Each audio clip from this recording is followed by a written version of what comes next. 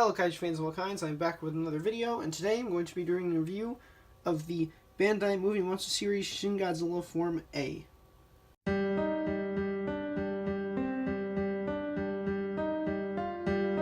This guy appeared in the movie Shin Godzilla and was the first form, or technically some people call him the second form. I just call it the first form because, I mean, the tail in the water, it was his tail, so I just count it as the same form. I just say this guy's Form 1 or Form A, as I usually call it.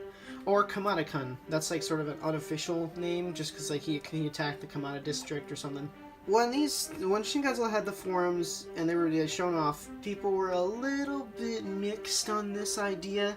Some like the idea, but they think the forms themselves suck. I don't mind the forms. I think they're kind of...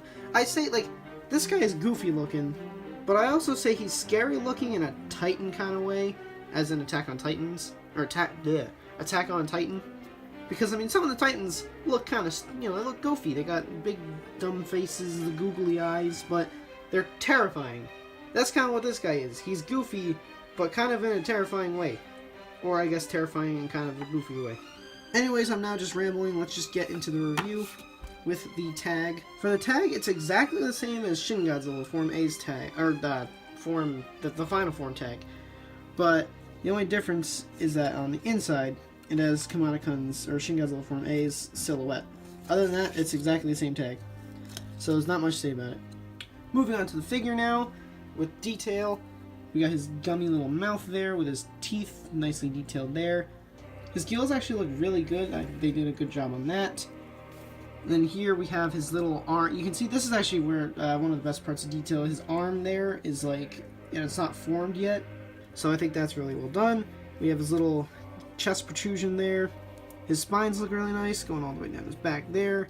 And then they sort of they stop, on this form they stop here and it goes pretty much just like a nice smooth eel-like tail all the way to the tip where it's just like this, not really formed tip yet. On the side here they have some nice wrinkle details there. Same with the legs, we got this little point there. And they actually had some veins here and also going all the way down the tail, so that is all the way up to about here. So that looks really nice.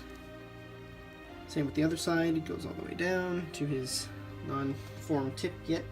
And then we have the feet, which also look really nice. So yeah, detail on this guy is really good. It's, not too crazy, but it looks good.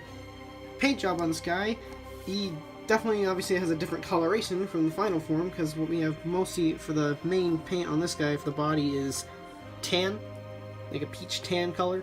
The repaint of him actually it was like mostly the same, but it had a much darker tone to it. I think this one's a little more movie accurate, because I think he was brighter in the movie, like he was more this color, but I don't know.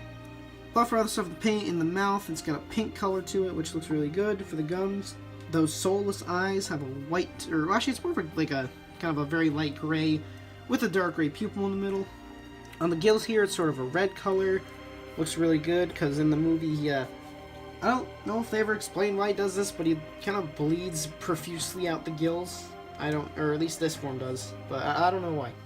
The spines have sort of a dark brown paint to them.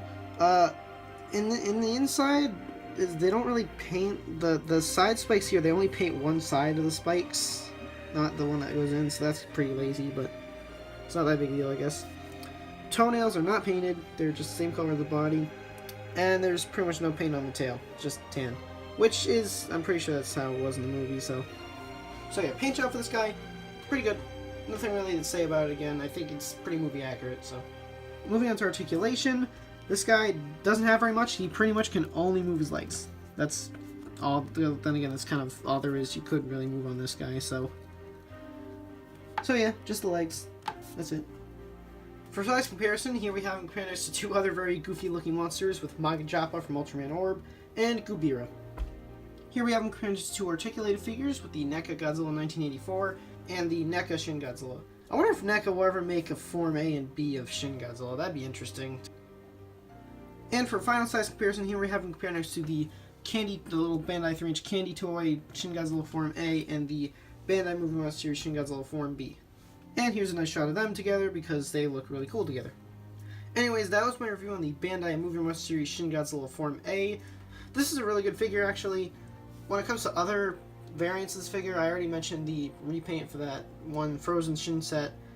But we also, there was another repaint of this guy for, it was a Godzilla Store exclusive, where he was painted a sort of translucent yellow.